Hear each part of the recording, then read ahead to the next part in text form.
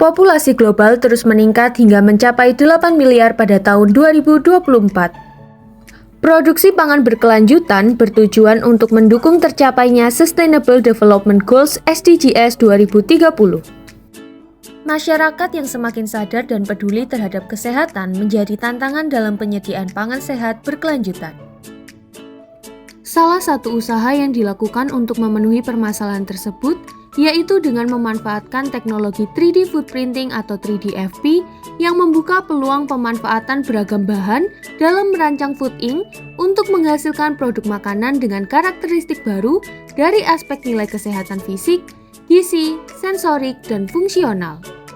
Berdasarkan penelitian sebelumnya, biji durian dapat difermentasi dengan Monascus purpureus sehingga menghasilkan produk yang bermanfaat bagi kesehatan dengan nilai-nilai kesehatan seperti antioksidan, anti-hiperkolesterol, dan anti-diabetik.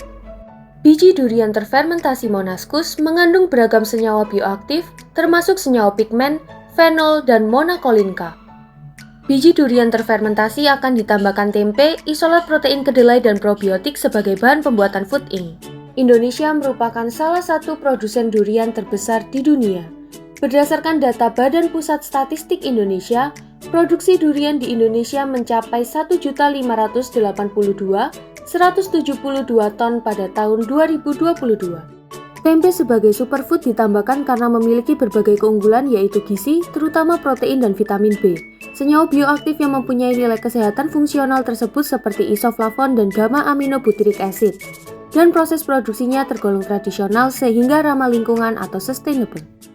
Isolat protein kedelai ditambahkan untuk memperbaiki tekstur dan rasa produk. Penambahan probiotik L. plantarum DAD13 bertujuan untuk meningkatkan kesehatan saluran pencernaan, anti diare, meningkatkan sistem kekebalan tubuh, memproduksi asam folat, dan dapat membantu pertumbuhan pada anak yang kekurangan gizi. Penelitian ini telah dilaksanakan melalui 3 tahapan. Tahap pertama adalah produksi biji durian terfermentasi atau BDT 0 hari dan 14 hari. Hasil bubuk BDT dapat dilihat pada gambar 1A dan 1B. Uji alir dilakukan pada suhu 25, 35, dan 45 derajat Celcius.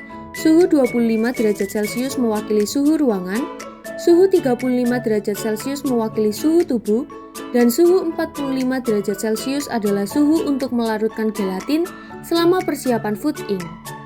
Pada tahap 2, food ink dicetak dengan 3DFP. Suhu cetak yang berbeda diterapkan yaitu 30, 40, dan 50 derajat Celcius, kemudian di oven pada suhu 145 derajat Celcius selama 6 menit.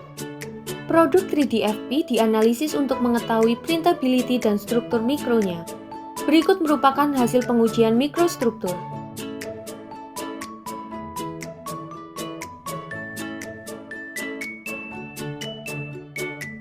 Pada tahap 3, juga dilakukan karakterisasi sifat mikrobiologis berupa analisa viabilitas bakteri probiotik L. plantarum DAD13 menggunakan metode ALT.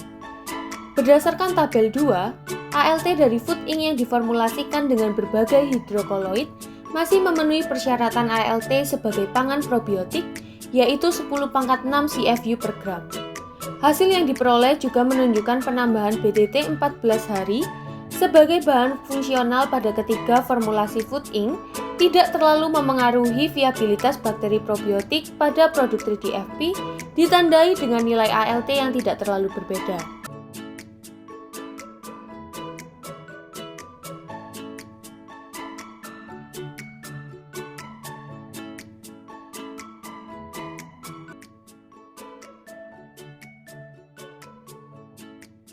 Artikel yang ditargetkan adalah publikasi artikel di jurnal internasional bereputasi.